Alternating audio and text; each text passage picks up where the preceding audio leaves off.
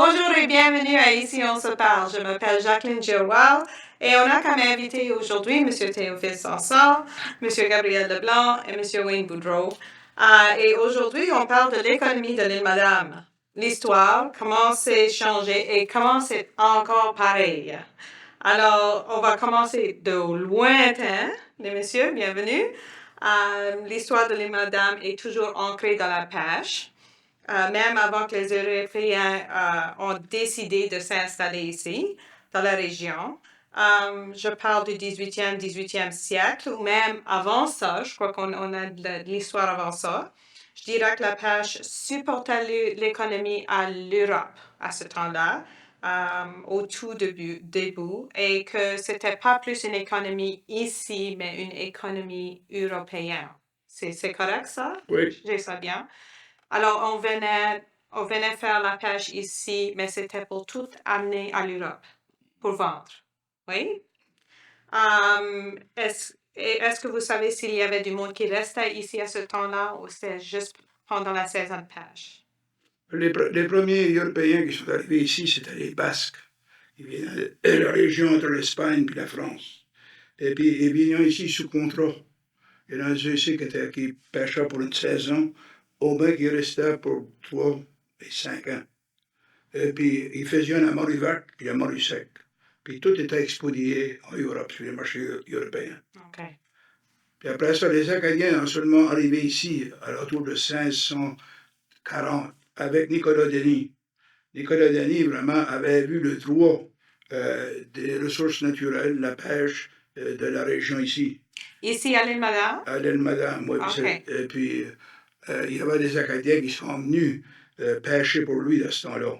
Et puis, ils pêchaient sur les côtes, vraiment de Gros-Nez, Pizance, La Pointe. C'était là le premier établissement qui était là. OK. Bien. Alors, à un moment donné, dans le 19e siècle, je crois, l'île Madame était une des plus grands ports de commerce à cause de la baie de Chebucto, la profondeur de la baie de Chebucto. Elle offrait un port profond et abrité pour les vaisseaux, et des grands vaisseaux puis les petits vaisseaux. J'ai lu et entendu des histoires qu'ils avaient plusieurs forges, il y avait des médecins, il y avait des écoles, il y avait tant de commerces et des commerces de navires. Alors, pas juste la pêche, mais tout ça qui supportait la pêche aussi. Et des avocats aussi, des hôtels, des bars, des journaux, tout ça. Le commerce de l'Amérique, et on faisait à ce temps-là, si c'est correct, on faisait le commerce maintenant avec l'Europe et avec l'Amérique et l'Amérique du Sud. Et est-ce qu'il y avait une plus grande population maintenant sur l'île Madame à ce temps-là? Oui. Plus grande que maintenant? Oui. Oui, wow. Alors, on a à peu près 4000 personnes sur l'île à ce moment. L'église de Richard de 1837 a été bâtie pour accommoder 15 000 personnes. Wow. OK. Puis ça comprenant l'île Madame puis Louis-Dale. Parce que les gens de Louis-Dale sont des gens de l'île Madame. C'est qui ont vraiment habité Louis-Dale. Ton arrière-grand-mère, peut-être elle a visité ses cousins à Louis-Dale. C'est comme Clémence, les Marchands puis les Sanson, c'était de la parenté. Et puis, la raison pourquoi c'est devenu tellement populaire ici à Richard, c'est qu'on était à mi-chemin entre l'Europe et puis les Caraïbes. Puis on faisait beaucoup d'échanges là. Et puis on venait ici, les bateaux qui venaient des Caraïbes venaient ici décharger. Les bateaux des Georgiens rechargeaient leurs bateaux pour l'Europe. Puis on pouvait passer vite à travers de la baie de Chebucto pour se rendre au baie Saint-Laurent, puis Québec, puis tout ça. Pas trop de ce temps-là, c'était pas tellement nécessaire. Ça, c'est venu après. OK. Mais ça qui a tué l'économie, c'est que le développement des engins à vapeur. Oui. Puis vraiment, il n'y a plus besoin d'arrêter ici. Oui. Tout doit être en Europe. Des bateaux de fer puis les engins. Oui. On a tout changé ça à la fin du 19e, début du 20e siècle, oui? OK. Alors, à ce temps-là, l'économie a beaucoup souffert après ça, parce qu'on bâtissait des bateaux ici. Hein? Ah oui. On faisait des bateaux. Ouais. On avait beaucoup de quais, puis beaucoup d'endroits où on bâtissait. Mais avec les navires de fer, puis les engins, ça a tout changé. Et la pêche a aussi souffert à ce temps-là. Ouais. Mais alors maintenant, on parle du 19e, du 20e siècle. Ouais. Oui. Alors, c'est plus vos parents, grands-parents. Ouais. Oui, à ce temps-là. Savez-vous des histoires de l'économie à ce temps-là? Ben, premièrement, je pense que le monde, surtout dans les 30, avant la Deuxième Guerre, a vu des essais, premièrement pour essayer d'expédier leur propre homard direct sur le marché américain, mais ça n'a pas tellement bien fonctionné. Aussi, il y avait le Saint-François Xavier, avait le département d'extension qui venait de faire des classes ici, puis enseigner les pêcheurs le soir, de moi qui savent lire puis écrire, pour essayer vraiment de pouvoir calculer leur vente, puis tout, tu sais. Puis ça a aidé. Mais le développement économique a tout le temps été long par ici, pour une raison ou une autre. Mais la pêche, s'il y avait du poisson en masse, les prix étaient bas. S'il y avait pas de poisson, les prix étaient hauts. Ça fait tellement. De les deux manières, il y avait le pauvre pêcheur. Oui. Et puis le pêcheur, généralement, il était endetté, puis il travaillait jusqu'au mois de janvier pour essayer à payer sa dette de l'année passée, pour retourner au crédit, pour passer l'hiver. Oui. Et puis je pense que tout le monde à Petit Gras vivait pas mal de même, jusqu'après la Deuxième Guerre mondiale. On vivait sur le crédit. Oh oui, il n'y a pas question. Ah, mon père a toujours pêché pour nuit. Ouais. Et puis, Gabriel parle du prix de poisson. Moi, il pêche avec mon père, puis on prenait un verre de l'amour 3 cents la livre. Puis le robage, 1 cent la livre. Comment est-ce que ce monde-là a pu survivre? Avec des familles. Mm-hmm. Avec des familles, et puis je n'ai pas de prix de poisson. Puis comme Gabriel dit, comme mon père l'a fait aussi, puis plusieurs pêcheurs. Comme dans l'hiver, ils prenaient comme l'argent qui venait d'une personne qui achetait le poisson. Et puis 200 piastres pour l'hiver. Et puis l'année d'après, il fallait qu'ils pêchaient tout le temps entier pour payer le 200 piastres. Le 200 piastres qu'il avait prêté. Ouais, Et puis c'était pour tous les pêcheurs. Et puis le monde a souffert dans les 1920, puis ces années-là. Ici, au Petit de Gras, ça a justement changé après que l'industrie Bush Fisheries s'est établie au Petit de Gras. Ça a été le commencement de programme pour le monde. Les gars n'étaient pas grosses. Les gars n'étaient pas grosses. Mais quand ça vient de 1950, en montant, le père travaillait, la mère travaillait, les enfants travaillaient. Et puis les gars n'étaient pas grosses, mais tout combiné ensemble, c'était assez pour tuer la famille aller. Oui, Ouais. puis il y avait plusieurs entreprises là, dans ces années-là aussi. Oui? On parle des petits magasins aux petites anses, puis des petits magasins. Il y avait des petits magasins, mais c'était pas des gros magasins. Non. C'était justement des magasins individuels Oui. qui étaient là pour le monde. Oui. Je sais pas. L'économie pouvait supporter ces magasins. Bon, oui. C'est pas tout le monde qui avait ça. C'est plus proche d'aller au petit corner store, là, que c'est. Mm-hmm. Il y en avait partout. Oui. Je m'en souviens bien. Peut-être. Sur vous autres, peut-être encore plus. Ouais, Théophile tape le clou sur la tête. Parce qu'avant 1950, c'est rare de trouver une maison avec le grenier fini. Généralement, c'était un rideau qui passait à travers, puis les filles sur un bord, puis les garçons sur l'autre. Puis, c'est comme ce qu'il dit, avec 3 puis 4 de la même famille qui travaillaient au plan, ça faisait un bon check pour la semaine. Oui. Ça fait là, ils ont commencé à embellir leur maison, qui était normale. Ben, c'était tel temps qu'ils pouvaient. OK. Tu sais. Puis pendant la grosse crise économique des 30, il y a beaucoup de monde qui a souffert à Petit-des-Gros. C'était pas si aisé qu'on croyait. C'est ce qui fait qu'aussi que si tu regardes dans les communautés rurales, il y a beaucoup plus de soldats qui sont enregistrés avec les forces armées canadiennes que ceux-là de les villes. Parce que pour Ça l'homme, donnait un beau pays. oui, parce que l'homme qui était pauvre, un jeune homme, qui ne voyait pas de futur chez eux, le service militaire lui offrait un beau uniforme, un lit à lui-même, tu sais, le soir, pas par jour, 3 fois par jour. puis une chance à la voiture, un petit bras d'argent dans sa poche. Puis ça voulait tout dire. Puis c'est la même chose aujourd'hui, si tu regardes ceux qui sont de la marine, la grande majorité de ceux, c'est des Terre-Neuviens. Pourquoi? Mais ça dit ça, tu sais. Oui. As-tu une histoire toi aussi, monsieur? Non, j'ai pas d'histoire comme ça. J'aime l'histoire, t'as dit, on voyait pas beaucoup de chars. Non, mais tu voyais pas gros char. Hein? Ouais. Personne ne pouvait Tout le avoir de monde, l'argent pour acheter ça. on marchait au... Il y avait peut-être 2 ou 3 chars sur l'île, je crois, de ça, non? Puis peut-être 4-5, ça dépend. Arthur, c'est Arthur Labette qui a fait. Arthur en avait un gros Cadillac. Ouais. Gros Cadillac. Le prêtre, à Richette, il était à Richette, ça va, il était à Richette, quand je vois. Oui. Il en avait un. Ouais. Ça était beau. Il y avait vraiment l'air qui gardait Oui, ça. ça c'est un autre, oui. Puis chose sur Sylvain Sanson de Oui, Paris. oui. Il y avait un troc, lui. Ouais. Ouais. Ça, il y en avait, mais il n'y en avait pas beaucoup. Non, non. Mhm. Ah, ça a changé beaucoup.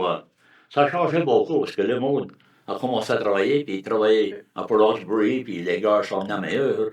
Moi, j'ai starté à l'usine de poisson sur Bout avant 15 ans. J'ai laissé l'école à 15 ans pour aller chercher un mon père, puis dans l'automne, de la même année, j'ai attrapé un job à l'usine Boat Fisheries. Et puis, je faisais une pièce à l'heure. Hmm. Puis, je vais survivre.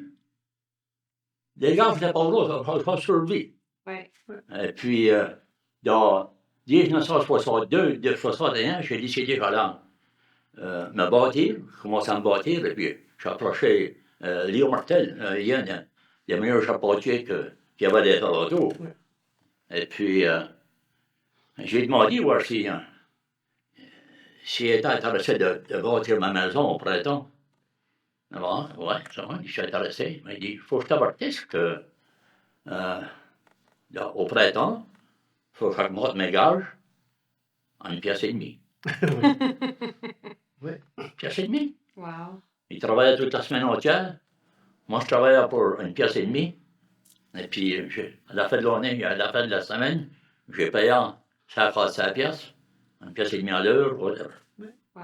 C'était pas le seul. Gabriel et Wayne Sesson, les gars n'étaient pas grosses. Non. But, la majorité du monde a survécu à ces gars-là. C'est à l'économie de la journée. Pensez-vous que l'économie a changé aussi parce que l'éducation a changé? Tu veux dire que tu avais quitté l'école à 15 ans. Je connaissais même du monde que moi j'étais à l'école, qui finissait l'école en 10e année parce qu'ils savaient qu'ils allaient faire la pêche avec leur père ou quoi que ce soit. C'est pas tout le monde qui finissait l'école parce qu'il y avait un job autre part. Puis ils voulaient travailler. Mais de fur et à mesure que les personnes finissaient l'école, puis peut-être entraient au collège, ou puis ils sont revenus. Est-ce que vous pensez que ça a changé l'économie un peu? Ça a changé beaucoup. Ouais. Ça a changé beaucoup. Moi, dans les 60, mon père ne me voulait pas à bord de canon. Hmm. La raison est ça qu'il n'y avait pas d'argent à faire. Non, Les pêcheurs côtiers, c'était rendu à la fin. C'est le homard, il n'y avait pas grand prix pour. Oui. La morue, c'était au déclin. Parce que les chaloutiers ramassaient la morue au large. Et puis le pêcheur de côtière en avait très peu. Mhm. Puis il ne pouvait pas faire une vie. Ça fait pour nous autres, on n'avait pas le choix d'aller à l'école. Parce qu'il nous disait à moi, il dit, j'ai pâté, je faisais la pêche, je faisais la pêche à mon père, et puis vous autres, vous avez une chance, mordez-la pas. Oui. Vous allez à l'école pour l'apprendre, vous n'allez pas à l'école pour faire autre affaire que ça. Puis mes parents m'ont fait la même affaire. Ouais. Puis ça, c'était les années 80-90. Ça, on me disait la même chose, va à l'école. Parce qu'il n'y a rien sur toi. Ouais, c'est ça. So, me marier puis avoir des enfants, c'était le seul choix. Aller à l'école, va se marier. Ouais. Je So, me souviens de Cyril avait vendu sa licence de humour à James Audrey. Puis le bateau aussi. Puis le bateau, c'est un petit bateau ouvert. Puis il avait sorti, il avait tout mis ses boules dehors, classé. Dans ce temps-là, peut-être 21 années passées, classé. Je ne sais pas si c'était 300 boules. C'était beaucoup de boules. En tout cas, il est rentré, puis il proche de broyage du tiers, il ne croit pas qu'il pourrait payer la gaz aujourd'hui. C'était à 8 piastres pour le remplir, je crois. mhm. Je sais pas. Oui. C'était vraiment parti à rien. Il n'y a pas fait grand argent, Pépé. Mais une licence aujourd'hui, hein, la même licence aujourd'hui, si tu veux avoir, c'est à 100 000. Ça dépend quand tu es sur le bateau, toi, tu veux vendre ça avec, comme le million. Ouais. Tu peux se faire. Moi, je suis sûr que Théophile peut te parler plus. Ben oui, c'est ça. parce Ouais, qu'il était vendu la Quand j'ai pêché, moi aussi, j'ai pêché avec mon père, j'ai pêché pour moi-même. Et puis, il parle du humour, et puis, dans le temps, j'ai pêché moi. Une autre pêche. Je pourrais l'apporter dans le frère de 50 ans. Oh, wow. Ouais. Ça, c'est la vérité de Dieu. C'est pas meilleur que ça. J'ai pêché, la dernière année, j'ai pêché, moi puis mon père, dans le mois de mai puis le mois de juin, on va des humours pour 500 piastres. Wow. La dernière année, j'ai pêché. Oui, ma mère parle de ça aussi avec Pépé. Ouais. Puis je me souviens que Pépé rentrait au chat, puis il y avait, tu parles de 200 boules, puis il n'y avait pas même une demi-crate d'humour dedans, Ouais. après avoir passé 200 boules. Croyez-vous que le projet qu'ils ont fait, le Collège de l'Acadie, c'est une petite bâtisse au côté, là? Ils ont pris des homards, puis ils ont élevé jusqu'à tel qu'il y avait une Ouais. hard shell de Dieu, tu sais. Puis là, ils les ont quittés aller. Ouais. Puis ça, pour ça, j'ai compris, moi, ils étaient comme, je crois que c'était à 80% plus de chances de vivre qu'avant. Ouais. Puis je pense que ça, comme quand ils faisaient la pêche, chaque bateau rentre avec 1000 livres, 800 livres, 1000 livres, 200 livres. Ouais. Comme il y a quoi qu'arriver, à quel point. Ben, tu parlais aussi des. C'est comme, moi, j'appelle ça des trawlers, mais des chalutières, t'appelles ça? Ouais. Chalutiers. Ça a changé. Une fois que les chalutiers n'étaient pas là, la pêche de morue arrêtée, là, qui ne sont pas allés au loin, les humains ont rentré, je crois aussi. Il y avait deux choses, je crois, qui s'est passé quand Le biomass, où tu montes le biomass, puis si tu prends bien attention, ça va durer pour plusieurs années. Ben, la minute que ça va être surexploité. Alors, c'est quand ça a changé. Parce que moi, j'étais quittée. Hein. J'ai quitté d'ici après que mon grand-père avait fini de faire la pêche.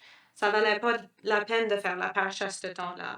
Mais je retourne après presque 30 ans, puis la pêche est bonne. Ah ouais. Elle est beaucoup bonne. Je vois des bâtisses, des maisons qui sont bâties maintenant qu'on n'aurait jamais vues sur l'île avant. Alors, l'économie semble être beaucoup mieux maintenant. Alors, quand est-ce que ça a changé? Ben, ça a changé vraiment avec la pêche, a pris pleine envergure, la pêche à homard. C'est pas le temps de lui, parce que les cris de pêche n'ont pas ça de fond. Ça diminue tout le temps. Tu sais?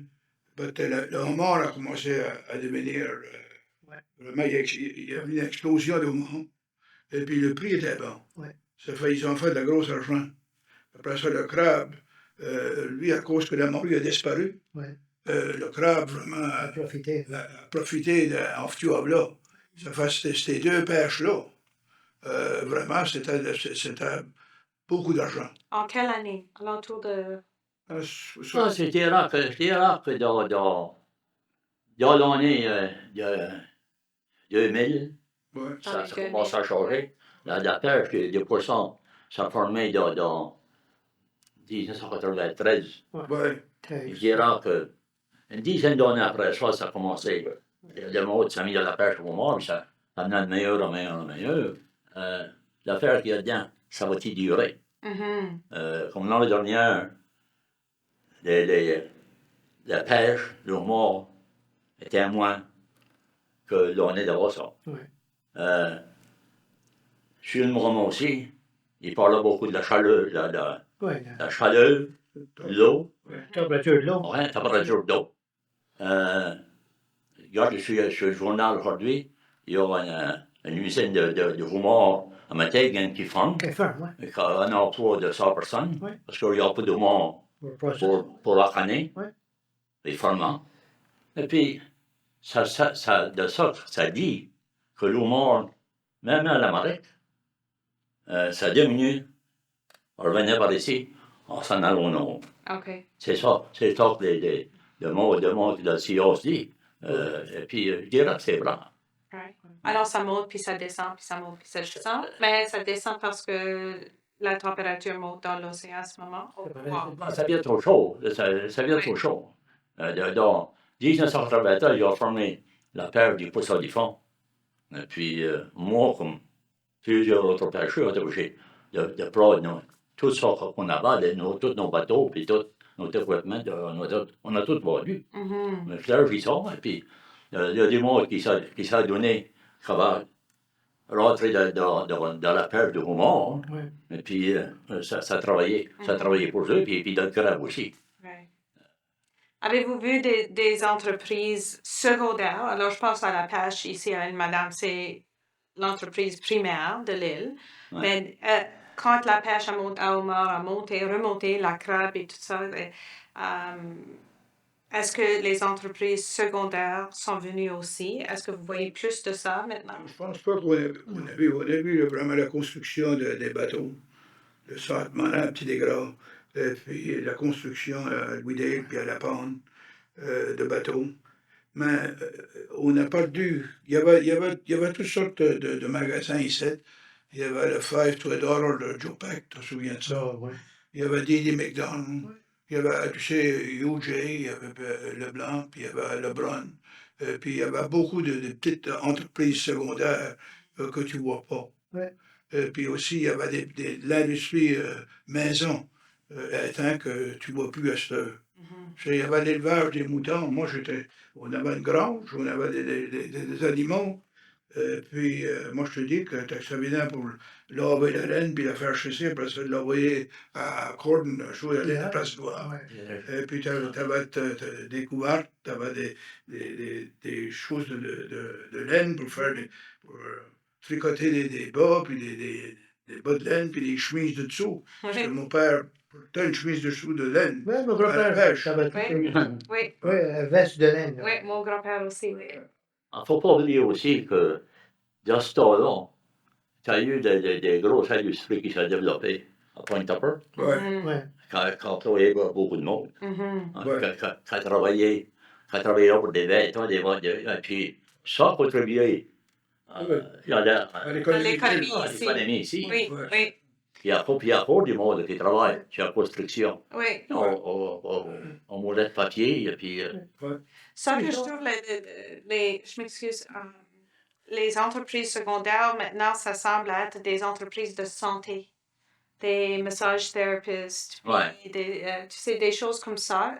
Je vois ça ici et là autour de l'île, mais pas si tant comme des magasins comme avant. Plus de services que des magasins. Des services de santé ou des services autres, D'autres services oui, aussi. ou technologiques ou quoi que ce soit. Oui. C'est le gros problème avec les madames, c'est qu'on a perdu presque des générations de jeunes qui sont partis à l'extérieur. Vous avez perdu ma génération. Oui, exactement. Oui. Puis aujourd'hui. Puis la génération d'aujourd'hui, puis la génération avant toi, Oui. qui s'en était.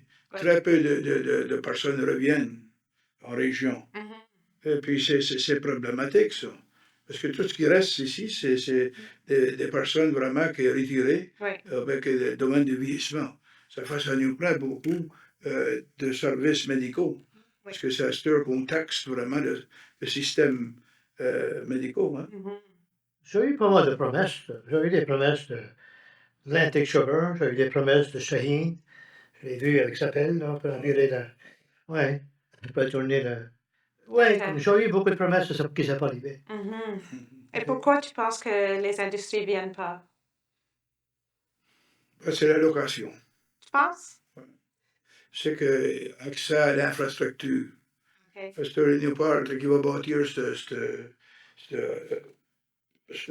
vraiment cette usine qui va produire le hydrogène. Non, oui, oui. Ah oui. Il faut avoir la chose, les trains Mhm. pour amener ces produits-là sur le marché américain. Il faut développer un port, au moins qu'on peut charger les bateaux. Ouais. Ça fait, c'est toute l'infrastructure que. Puis, Mais ça chauffe. ça ne paraît pas que le gouvernement C'est pas intéressant. se pousse à monter l'infrastructure avant que ça arrive. Oui. Ça, c'est l'énergie éolienne. Ouais. Oui. Ouais. Et ça que j'entends parler, ça ne va pas même être sur ce côté ici de la baie de Chebucto, c'est sur l'autre C'est côté de ça. l'infrastructure, Ouais. à l'entour de Mulgrave et Ouais. en s'en allant en Council. En fait, l'usine se trouve là-bas aussi. Ah oui, c'est vrai, du côté de Point Tupper. Oui. Oui. Alors, l'économie change. Oui. Et alors, qu'est-ce que vous pensez qu'on pourrait attirer ici comme pour améliorer l'économie? Si ce n'est pas la pêche, parce que ça diminue, qu'est-ce que l'île Madame pourrait offrir au monde pour améliorer l'économie ici? Je crois que tu commences à voir ça. Il y a beaucoup de monde qui est rentré de Northern Ontario, d'Ontario, de toutes les différentes places pour Internet. Ils peuvent travailler de chez eux. Si tu travailles pour le gouvernement fédéral, tu peux travailler n'importe où. Il faut plus que C'est ça? Tu sais ça, je pense. Oui. Puis, c'est ça. Puis, il y a beaucoup de monde qui fait ça déjà. Les maisons sont moins chères que n'importe quelle place d'autre. Tu peux acheter 3 maisons ici comparé à une maison à Toronto. Puis, tu sais, ça devient comme ça. Mais je crois que c'est le cas qui a besoin d'être poussé un petit peu, mais on peut plus. C'est pas mal comme ça que nous autres, ça vient. Oui, j'ai d'autres idées, c'est ça. Ça prend du monde d'autres pour mieux nous montrer quoi faire. Ça parle que c'est ça, que c'est le même ça travaille. Ah, OK. Ça ne voit pas. Tu peux prendre l'initiative, tu sais, puis le faire nous autres mêmes. Mais tout est suffisant, j'espère, pour quelqu'un me pousser. Que c'est pas la Frenière, c'est Bruce Fisheries, que c'est pas Bruce Fisheries, dans Houston. On Tu sais ce que je veux dire? a vu des gens de policiers qui ont bien fait. Ah oui, Tu sais, oui, je peux pas des dire Edgar politique. sont des Brian, ils sont. Oui, oui. C'est des gars vraiment qui ont travaillé dur puis qui ont oui, réussi. oui. Puis moi, je dis qu'il faut vraiment encourager les jeunes Mais il y en a pas plus. de Ça, je dis. regarder l'entrepreneurship. Ouais. Et aussi avoir, moi je dis que ça qu'on y manque aussi, c'est une industrie culturelle. Même ici, on n'a pas ça. Ouais, puis, tu sais, si tu as des gens qui écrivent, c'est difficile à vendre. Je peux vendre beaucoup plus de livres au New Brunswick que je peux vendre ici. Pourquoi? On prend pour acquis, je crois. Pas même juste pour acquis. Je crois qu'on se rend pas compte de la beauté qu'on a ici, Mais ça, c'est vrai. du talent qu'on a Il ici. n'y a pas question. mais on le prend pour acquis, c'est pas quelque chose qu'on fait comme des grandes célébrations ou des grandes, tu sais, on dit, ah oui, je connais ce monde-là, puis il joue de la guitare, puis il joue beau, puis au bar chante bien, elle, au bar... Ben, du talent, Ben- on en a en là. Ouais. Oui, Ça prend une sorte de coordination. c'est pour ça. faire sortir. Pour faire et le célébrer d'une Ouais, façon que tout le exactement. monde peut voir. Ouais. Oui. Tu peux avoir un festival à tous les fêtes semaines, tout l'été, je voudrais. Oui. Tu peux, Ouais. ça, c'est peut-être le prochain mois, ça. Peut-être, oui. Célébration de culture. Oui, Oui. il n'y a pas question, puis on a tout à célébrer. Oui. Parce qu'on est un peuple, les Acadiens, un peuple qui est très résilient. Malgré toutes les vagues qu'essayaient nous avaler, on a survécu. C'est ça. Hein? Oui. Puis on peut dire ça avec fierté. Absolument. Ça n'a pas été tout le temps facile, mais on a passé à travers. C'est ça. Oui. Est-ce que tu penses à autre chose pour faire l'économie mieux ici? Si, c'est pas ce que c'est qu'on pourrait faire pour attirer du monde d'autres. Comme, le monde est par ici, il y a beaucoup de monde par ici qui est beaucoup écolé. Gabriel a juste mentionné Edgar, puis d'autres mots sur l'île Madame. Ils ont bien fait. C'est juste, oui, ils ont bien fait pour ça, puis ils ont bien fait. Ils ont bien fait, puis ça a donné de l'emploi de la place. Ouais. D'autres choses qui pourraient s'en venir ici, c'est pas personnellement, c'est pas ce que c'est qui pourra s'en venir. Les affaires culturelles, oui, c'est bon. Ça peut être quoi qui va être là tous les jours. Il faut que ça soit là tous les jours, puis ça soit gros. pour vraiment avoir la valeur. Moi, je ne peux pas avoir autrement que la radio mot dodo, il va venir s'établir. Mais établir pourquoi? Avec quoi? Pourquoi? Il n'y a plus de mine, il n'y a plus de bois. Il y a toutes sortes de niches qu'on peut se trouver, qu'on pourrait développer. Je pense au tourisme aussi. Oui. Quand je pense à la beauté naturelle, juste ça, le tourisme pourrait, je crois, faire mieux. C'est pas du monde qui va venir puis rester, mais c'est du monde qui va venir visiter. Oui. Mais, tu sais, les années passées, c'était possible d'avoir un beau call center. Mais sûr que moi, l'autre jour, 1,7 gigs chez nous, à la maison. Tu peux t'imaginer ce qu'ils peuvent donner à un call center. Puis, si c'est quoi qui est bien mis en place, supporté par une grosse compagnie, ça donne de beaux time zones ici. C'est justement bien pour couvrir une belle part de l'Amérique. Puis ça travaille là. C'est sûr, ça travaille là. J'ai travaillé là pour des années, moi. Ça peut travailler, je te garantis. Je dirais que tu n'as pas besoin des gros, des petits de 30 ou 40, etc. Ça prend une grosse bâtisse pour faire ça. Puis c'est pas managé à mettre en place comme avant. C'est managé à croire sur combien vite tu pourrais faire ça. Puis si tu as une compagnie comme Microsoft, pour exemple, là, il y a tout le besoin, quelqu'un ici, tu as du mode bilingue, right? Tu as le time zone avec toi. La seule affaire que tu travailles dessus, c'est les gages. Puis Microsoft, ils payent bien, au mieux qu'elle est en Mexique, à quelque part d'autre. Ouais. Puis là, tu as des misères pour prendre. Payez au lot. Et bien, il y a du monde qui a du misère à nous comprendre des fois. C'est vrai. Peut-être aujourd'hui aussi. Oui, c'est bien. Je vais voir par les reviews. Oui. C'est bien. Alors, c'est tout. Je vous remercie, au moins que vous avez autre chose à discuter à propos de l'économie. Je crois que, comme tu as dit, monsieur, on se débrouille quand même, que c'est difficile. Les Acadiens puis pas juste les Acadiens, parce qu'on est plus que des francophones ici, mais tout le monde sur l'île semble déterminé ils aiment rester ici, puis ils veulent continuer de rester ici, puis ils se débrouillent. C'est ça? On a une école, C'est ça. pour moi, c'est fort important. Son enfant va sortir de là complètement bilingue. Moi, quand j'ai sorti de l'école la 12e année, j'étais un bâtard linguistique. J'appartenais ni à un ni à l'autre. Parce qu'il m'avait enseigné, je parle la français chez nous, mais je pouvais écrire l'anglais et puis le lire beaucoup plus que je pouvais lire ma propre langue. Puis je peux dire honnêtement que chaque emploi que j'ai eu dans ma vie, c'était à cause que je parlais deux langues. Ouais. Parce qu'on m'a engagée parce que je pouvais parler le français et anglais. Oui, puis ça pèse pas sur les épaules. Une fois que tu l'as, tu l'as. C'est vraiment important. Comme nous autres, il y a 3 petites filles qui sont bilingues. Et puis, il y a des jobs qui sont, c'est les 2 langues qui se portent. C'est vraiment important. C'est vraiment, oui. Notre garçon Michel, sa langue française l'a emmené à travers du monde. Partout. Il y a eu des pays que nous autres ne voyons jamais. C'est important.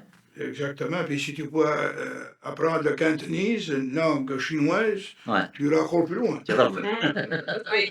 Le plus de langue, le mieux. C'est vrai, ça. Ça, c'est une autre affaire ici. Il y a beaucoup de monde qui n'a jamais grillé comme moi. Je ne suis pas sûr si ma mère elle va sortir de pont avec elle avait peut-être 50 ans. Tu sais?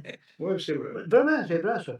Mais quand tu sors, puis tu vas à d'autres places, puis tu vois comment est-ce que les affaires travaillent, des fois, c'est bon de voir ce mode-là rentrer de nouveau ici, puis commencer à essayer les manières qu'ils ont appris à d'autres places. C'est que tu vois beaucoup de différentes affaires, même les différentes provinces. Tu sais ça. C'est ça. J'ai vu beaucoup à la Saskatchewan que je n'ai pas vécu ici. C'est ça. Alors, j'amène des idées et je connais d'autres personnes qui amènent des idées aussi. C'est ça. Puis c'est pas toujours une mauvaise chose d'avoir de différentes idées. C'est pas une mauvaise chose, vraiment. OK.